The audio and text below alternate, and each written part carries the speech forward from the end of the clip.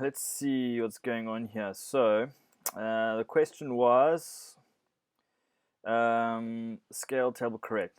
It is so small. It is very small. So if I look here at what we have, I'm going to pick it up from the beginning, and then I will tell you what's going on incorrectly here. So the big thing for me really is text. I want to know that under format, you've got the text style set up. The moment you've only got a 1:100, and you've got a standard, and you've got a 1:1. The 1:100 text title is really too small. So this should be at least 200 or 250 so that it comes out at 2 mils or 2.5 mils when you plot it. And then 1:1, I don't even know what that would really be, but 80 doesn't seem to be right there either. And then standard is just 0, so there's nothing working for standard. So first of all, your text style is wrong. So you should have a text style that's 1:100, 1:50, 1:20, 1:10, 1:5, etc. How it would work is 1:100 would be a text style of 200. Let's call it that because it's easier.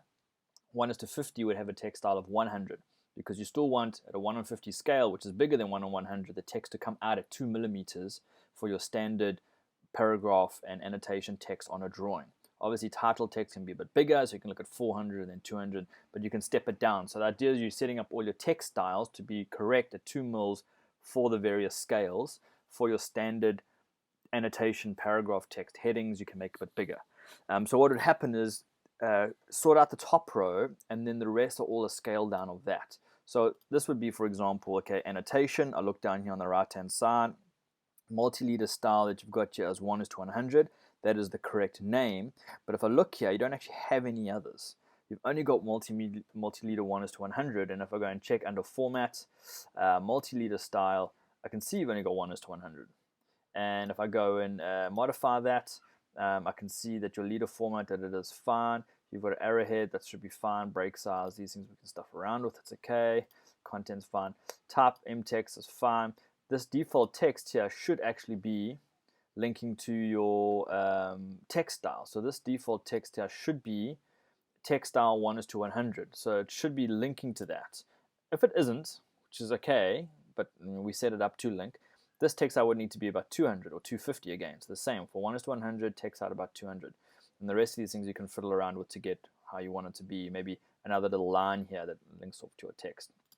So that's the first problem is text. Second problem is your multi-leader, because that's not going to be correct either. Rim tags, then similar sort of problem. You've got the annotation 1:100 is your style, but your text height here is listed at 100 because it's linked to that. This should at least be 200 or 250, so that's going to be a problem. Then this as well would be the similar problem.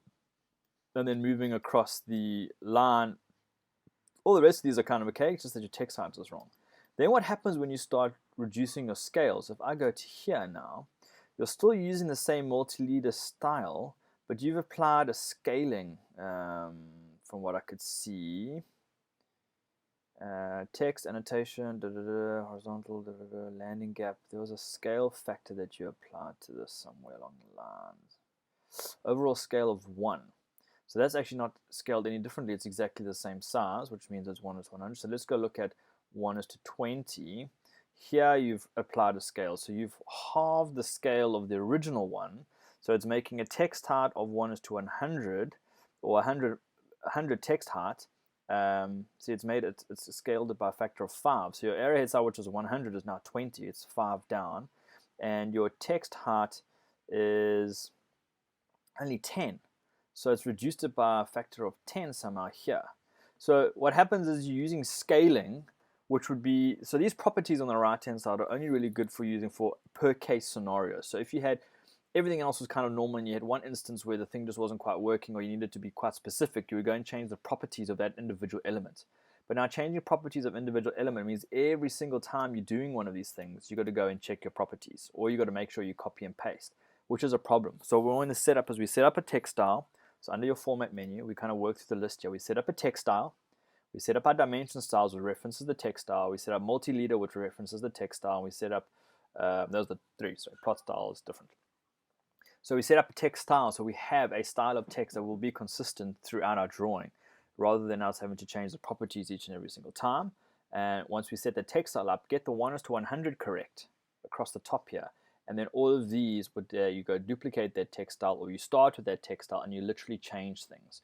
So your text and stuff starts getting, yes, it will get smaller, which is correct, because a 1:5, when you're zooming in this far. So if I select that thing and I go zoom to selected, which is down at the bottom here, should be able to go object. It should zoom to that thing.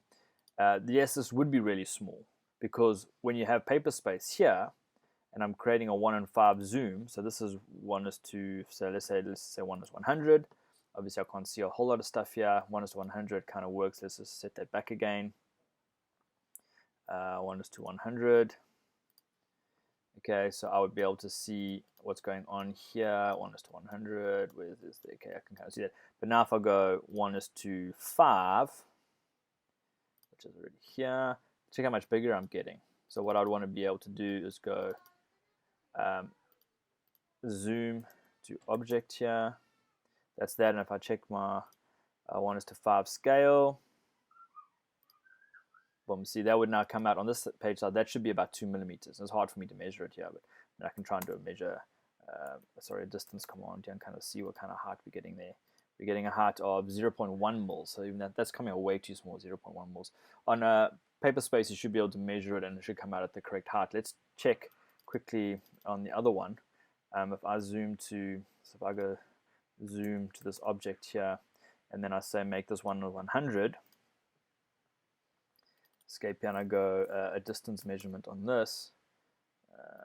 That should be, there you go, 0.9. Let's call it 1 mil. That's correct, because you've got your text height set at 100, not 200, so it is 1 mil.